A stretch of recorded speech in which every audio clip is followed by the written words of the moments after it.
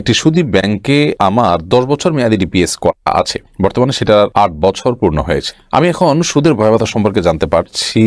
আমার কি এখন এই ডিপিএস ভেঙে দেওয়া জরুরি? শিশুদের কপালের কালো ফোঁটা বা টিপ দেওয়া হয়, এটা কতটা যৌক্তিক? ক্রিকেট খেলার জার্সি পরিধান করে নামাজ পড়লে নামাজ হবে কিনা? হায়েজ অবস্থায় কোরআনের তাফসীর পড়া যাবে কিনা? নামাজরত অবস্থায় ভূমিকম্প হলে করণীয় কি? পিরিয়ডের সময় আমি দরুদ শরীফ পড়তে পারবো কিনা? দাড়ি সোজা করার জন্য কোনো কিছু ব্যবহার করা যাবে কিনা? মেয়েদের নিয়ে বাজে চিন্তা ভাবনা আসলে বা রক্তের কাউকে স্বপ্নে খারাপ কিছু দেখলে এর থেকে কিভাবে বিরত থাকা যায়? আমার বান্ধবীর সমকামী কিছুদিন আগেই জানতে পেরেছি, তাকে কোরআন হাদিসের আলোকে অনেক বুঝিয়েছি কিন্তু সে ফেরেনি। আমার কি তার সাথে বন্ধুত্ব রাখা উচিত হবে? আমাদের বাসার পানিতে খুব দুর্গন্ধ, তাই তেমন করে নামাজ আদায় করা যাবে কি? সুদখোর মেয়েকে বিবাহ করা যাবে কি? সূর্য গ্রহণে কি মহিলাদের উপর কোনো প্রভাব পড়ে? দুষ্টুমি করে আমি আমার স্বামীকে শয়তান বলি, আমার স্বামীও আমাকে শয়তান বলে, এতে কি আমাদের গুনাহ হবে? তাহলে আর বিলম্ব না করে চলুন আমরা প্রশ্ন উত্তর দেওয়ার পালায় প্রবেশ করি। ফারজানা কুলি আপনি লিখেছেন, হায়েজ অবস্থায় কোরআনের তাফসীর পড়া যাবে কিনা? কোরআনের ব্যাখ্যামূলক কোনো বই পুস্তক ইত্যাদি, তাফসীর গ্রন্থ ইত্যাদি পড়তে পারেন। আবু সাইদ আপনি লিখেছেন, অনেক ইসলামী বইয়ে কিছু কিছু কোরআন আয়াত থাকে, ওই বই কি ওযু ছাড়া স্পর্শ করা যাবে? যদি বেশিরভাগই কোরআন আয়াতের বাইরে অন্যান্য বিষয় থাকে, মাঝে মধ্যে কোরআন আয়াত থাকে, এগুলো ওযু ছাড়া স্পর্শ করতে পারবেন। শাহানুর আলম আপনি লিখেছেন, নামাজরত অবস্থায় ভূমিকম্প হলে করণীয় কি? যদি জীবনের হুমকি হবে এরকম আশঙ্কা হয়, তাহলে সেক্ষেত্রে নামাজ ছেড়ে আপনি নিরাপদ জায়গায় যেতে পারবেন। রাহিমা হিমু লিখেছেন, পিরিয়ডের সময় আমি দরুদ শরীফ পড়তে পারবো কিনা? হ্যাঁ, পিরিয়ডের সময় দরুদ শরীফ পড়তে কোনো অসুবিধা নেই। দরুদ পড়তে পারবেন, জিকির করতে পারবেন, আল্লাহর কাছে দোয়া করতে পারবেন, কোনো অসুবিধা নেই। মারজুক রাসেল এআইডি থেকে আপনি লিখেছেন, দাড়ি সোজা করার জন্য কোনো কিছু ব্যবহার করা যাবে কিনা? কোনো অসুবিধা নেই। দাড়ি কোকড়ানো থাকে, আপনি চিরুনি দিয়ে আছড়ালেন কিংবা এটাকে সোজা করলেন, অসুবিধা নেই। কিন্তু অস্বাভাবিক রকমের যে সোজা করা হয় একদম কাটার মতো করে, মানে এটা আল্লাহর সৃষ্টিতে পরিবর্তন, যার কারণে এটি জায়েজ নয়। আল্লাহ তাআলা বলেছেন, লা তাবদীলা লিখালকিল্লাহ, আল্লাহর সৃষ্টিতে পরিবর্তন করা জায়েজ নয়। মেহরিমা মেহের আপনি আইডি থেকে লিখেছেন, আমার বান্ধবীর সমকামী কিছুদিন আগেই জানতে পেরেছি, তাকে কোরআন হাদিসের আলোকে অনেক বুঝিয়েছি কিন্তু সে ফেরেনি। আমার কি তার সাথে বন্ধুত্ব রাখা উচিত হবে? অবশ্যই আপনি তাকে বয়কট এবং বর্জন করা উচিত, মন্দ মানুষের সংস্রব ত্যাগ করা উচিত। কিন্তু তাকে সংশোধনের উদ্দেশ্যে যদি সম্ভাবনা থাকে, তাহলে সেই উদ্দেশ্যে তার সাথে যোগাযোগ রাখতে পারেন। তার দাওয়া তাকে পেশ করার জন্য কানেক্টেড থাকলে সেটি জায়েজ হতে পারে। রাসেল সাদিন আইডি থেকে আপনি লিখেছেন, মেয়েদের নিয়ে বাজে চিন্তা ভাবনা আসলে বা রক্তের কাউকে স্বপ্নে খারাপ কিছু দেখলে এর থেকে কিভাবে বিরত থাকা যায়? স্বপ্নে খারাপ কিছু দেখলে তো আপনার নিয়ন্ত্রণের বাইরে, ইস্তেগফার করবেন, ইচ্ছাকৃত জল্পনা কল্পনা করবেন না।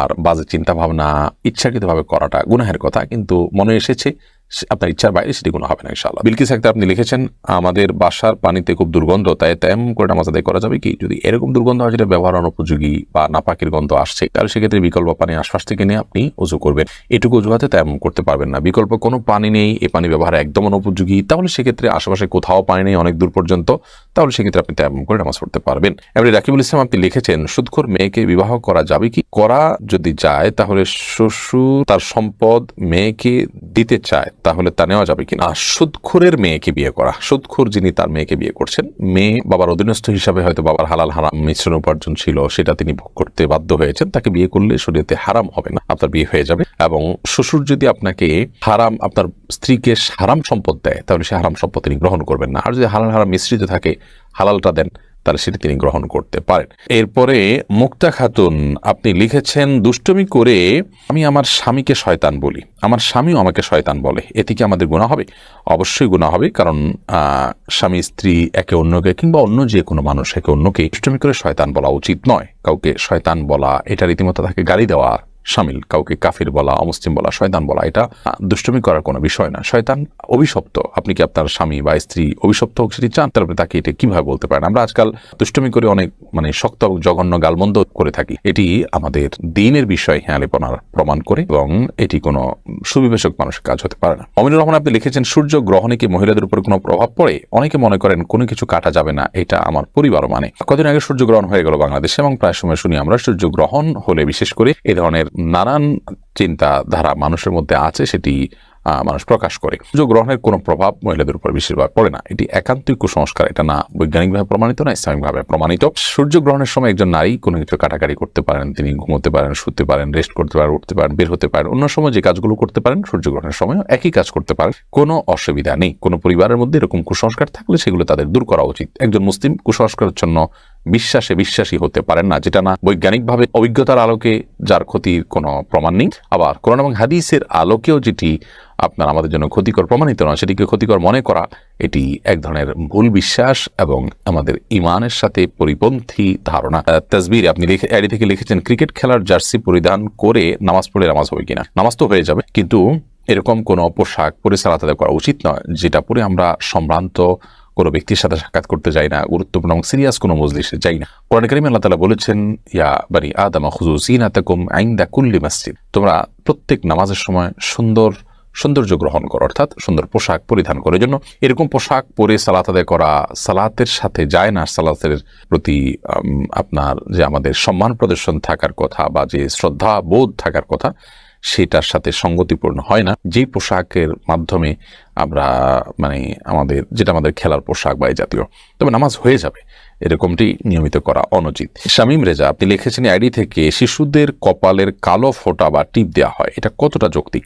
শিশুর কপালে কালো টিপ যদি দেওয়া হয় শুধু সৌন্দর্যের জন্য, টকটকে ধরুন সাদা, টকটকে লাল কিংবা সাদা কোনো বাচ্চা দেখা গেল যে তার কপালের এক কোণে একটু কালো টিপ হলে সাদা মানুষের মধ্যে এটা ফুটে থাকবে, সুন্দর হবে, সৌন্দর্যের জন্য আপনি দিতে পারেন। কিন্তু টিপ দেন, অনেকের বিশ্বাস যে কপালে কালো টিপ দিলে আর মানুষের বদনজর লাগবে না, তো সেটি যদি হয় তাহলে এটি কুসংস্কার। এর কারণে কপালে কালো টিপ দিলে সেটি জায়েজ হবে না, কারণ কপালের কালো টিপে তাকে আপনার বদনজরের হাত থেকে রক্ষা করবে এরকম কোনো কথা কোরআন হাদিসের কোনো জায়গা থেকে আমরা পাই না। আপনি বদনজর থেকে বাঁচার জন্য তার জন্য দোয়া করবেন আল্লাহ তাআলার কাছে, আউযু বিকালিমাতিল্লাহিত তাম্মাহ ওয়া মিন কুল্লি শাইতানির মুহাম্মাহ ওয়া মিন কুল্লি আইনিল লাম্মাহ। এভাবে আপনি দোয়া করবেন, আউযু বিকালিমাতিল্লাহিত তাম্মাহ, আল্লাহ তাআলার পূর্ণাঙ্গ কালিমার এবং বাক্যসমূহের মাধ্যমে আমি আশ্রয় প্রার্থনা করছি মিন কুল্লি শাইতানির মুহাম্মাহ, মিন কুল্লি শাইতানির মুহাম্মাহ, শয়তানের আপনার কুমন্ত্রণা থেকে, ক্ষতি থেকে, ওয়া মিন কুল্লি আইনিল লাম্মাহ, এবং বদনজর থেকে। অতএব এভাবে আপনি দোয়া করে আল্লাহর কাছে পানা চাইতে পারেন। আমিদুর রহমান আপনি লিখেছেন, একটি সুদী ব্যাংকে আমার 10 বছর মেয়াদি ডিপিএস করা আছে, বর্তমানে সেটার 8 বছর পূর্ণ হয়েছে। আমি এখন সুদের ভয়াবহতা সম্পর্কে জানতে পারছি। আমার কি এখন এই ডিপিএস ভেঙে দেওয়া জরুরি, নাকি বাকি 2 বছর পূর্ণ করে ভাঙতে পারবো? এখন ভেঙে দিলে মূল টাকাটা কেবল পাবো, কোনো ইন্টারেস্ট পাবো না। এতে সুদী ব্যাংক লাভবান হবে, কিন্তু গরিবের হক তো নষ্ট করা হবে। তাই এখন আমার কি করা উচিত? দেখুন, সুদের কারবার করে তারপর গরিবের উপকার করা, এটার কোনো প্রয়োজন নেই। আমরা অনেকেই ভুলটা করি। আমাদের কাছে অনেকে এও প্রশ্ন করেন যে আমি কোন একটা ব্যাংকে রাখলে ইন্টারেস্ট কম পাবো, আরেক ব্যাংকে টাকা রাখলে ইন্টারেস্ট বেশি পাবো। তো আমি বেশি পাবো যে ব্যাংকে, সেখানে টাকাটা রেখে যদি আমি মুনাফা নেই, তাহলে সেই মুনাফার টাকা তো গরিবের বেশি উপকার হবে, এটা জায়েজ হবে কিনা? তো আমরা এর উত্তরে বলি যে না, আপনার জন্য সুদী ব্যাংকে লেনদেন করাই জায়েজ নয়। আপনি সুদের কারবার করে টাকাটা নিজে খাবেন না, আরেকজনকে দিবেন, কারবারটা তো আপনি করলেন, চুক্তিটাতে আপনি মেনে নিলেন। আল্লাহ তাআলা সুদ খেতে যেমন নিষেধ করেছেন, সুদের কারবার, সুদের চুক্তি, সুদের লেনদেনকে মেনে নেওয়া বা এটার সাথে সম্পৃক্ত হওয়াটাকেও নিষেধ করেছেন। সুদের সাথে সংশ্লিষ্ট সকলের প্রতি এই জন্য তো লানত বর্ষিত হয়। যে সুদ লিখলো, সে সুদের সাক্ষ্য দিল, বিভিন্নভাবে ইনভলভ হলো, তাদের সবার প্রতি লানত বর্ষিত হয়। যার কারণে আপনার জন্য উচিত হবে 8 বছর হলেও আপনি এখনই ফিরে আসা। এতে সুদের যে টাকাটা পেতেন আর 2 বছর পরে সেটা আপনি পাবেন না, তো ওইটা পেলে তো আপনার বিশেষ কোনো লাভ নেই। কিন্তু 2 বছর আপনি গুনাহের মধ্যে থাকবেন, 2 বছর আপনার মৃত্যু হলে কি হবে? তাছাড়া আপনি ইচ্ছাকৃতভাবে কন্টিনিউ কিভাবে করতে পারেন? আল্লাহ তাআলা কোরআনে কারীমে বলেছেন, ফামান জাআহু মাউইযাতুম মির রাব্বিহি ফান্তাহা ফালাহু মা সালাফ। সুদের কারবার, সুদের লেনদেন, সুদের ভয়াবহতা, এগুলো নিয়ে আলোকপাত করার পর আল্লাহ বলেছেন, কারোর কাছে সুদের ভয়াবহতার বিষয়ে যখন আল্লাহর তরফ থেকে নাসিহা এলো, তিনি যখন কোরআন হাদিসের নির্দেশনা জানতে পারলেন, তিনি এই ভয়াবহ গুনাহ থেকে সরে এলেন, তখন তার পূর্বে যেগুলো আছে সেগুলো আল্লাহ রাব্বুল আলামিন রিকভার করবেন, মাফ করবেন, এবং সেগুলো তার জন্য আল্লাহ তাআলা ক্ষমা করার কারণে, সেগুলো ভোগের কারণে তার গুনাহ হবে না। বাট আপনার কাছে নাসিহা এলো, তারপর আপনি কন্টিনিউ করলেন, তাহলে সেটার দায়িত্ব কিন্তু কোরআন হাদিসে কোথাও কোনটার আলোকে আল্লাহ রাব্বুল আলামিন নেননি। তার মানে সেগুলোর দায় আপনাকে বহন করতে হবে। সেজন্য আমাদের পরামর্শ হবে যে এই পর্যায়ে হলেও আপনি আপনার এই চুক্তি শেষ করে ফেলুন এবং গুনাহ থেকে বেরিয়ে আসুন।